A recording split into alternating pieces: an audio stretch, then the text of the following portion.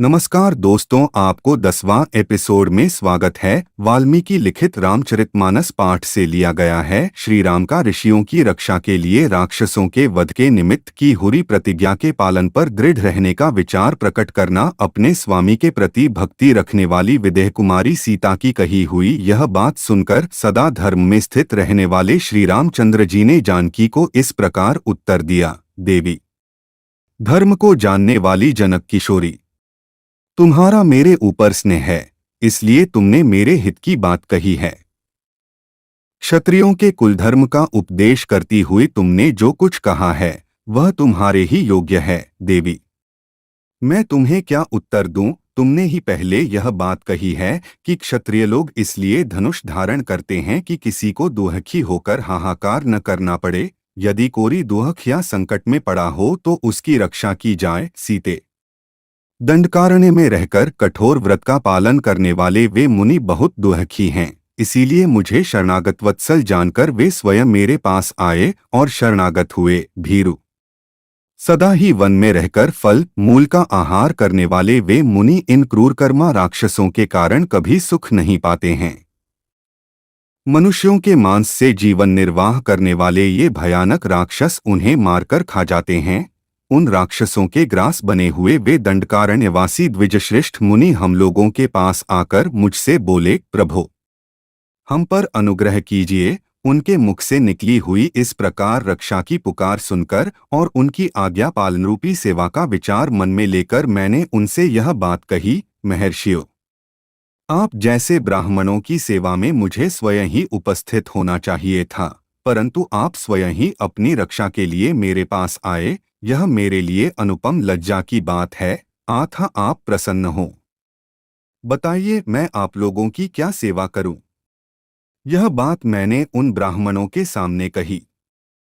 तब उन सभी ने मिलकर अपना मनोभाव इन वचनों में प्रकट किया। श्री राम, दंडकारण्य में इच्छानुसार रूप धारण करने वाले बहुत से राक्षस रहते हैं, उनसे हमें बड़ा कष्ट पहुंच रहा है। अत वहां उनके भय से आप हमारी रक्षा करें। निष्पाप रघुनंदन, अग्निहोत्र का समय आने पर तथा पर्व के अवसरों पर ये अत्यंत दुर्धर्ष मांसभोजी राक्षस हमें धर दबाते हैं। राक्षसों द्वारा आक्रांत होने वाले हम तपस्वी तापस सदा अपने लिए कोई आश्रय ढूंढते रहते हैं।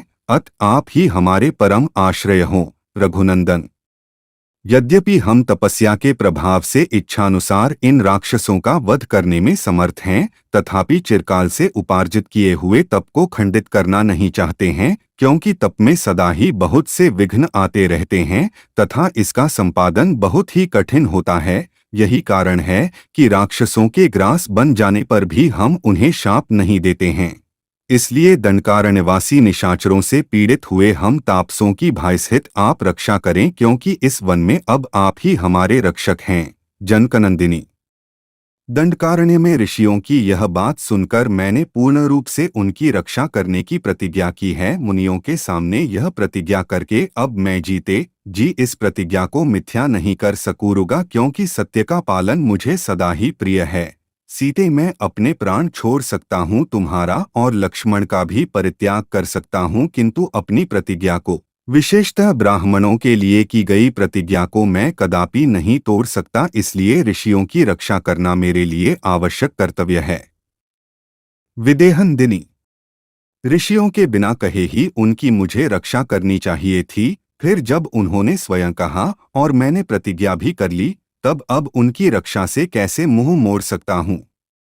सीते, तुमने स्नेह और सौहार्दवश जो मुझसे ये बातें कही हैं, इससे मैं बहुत संतुष्ट हूँ, क्योंकि जो अपना प्रिय न हो तुम मेरी सहधर्मिणी हो और मुझे प्राणों से भी बढ़कर प्रिय हो। महात्मा श्री रामचंद्र जी अपनी प्रिया मिथिलेश कुमारी सीता से ऐसा वचन कहकर हाथ में धनुष ले लक्ष्मण के साथ रमणीय तपोवनों में विचरण करने लगे। इस प्रकार श्री वाल्मीकि निर्मित आर्ष रामायण आदिकाव्य के अरण्यकांड में 10वां एपिसोड पूरा हुआ।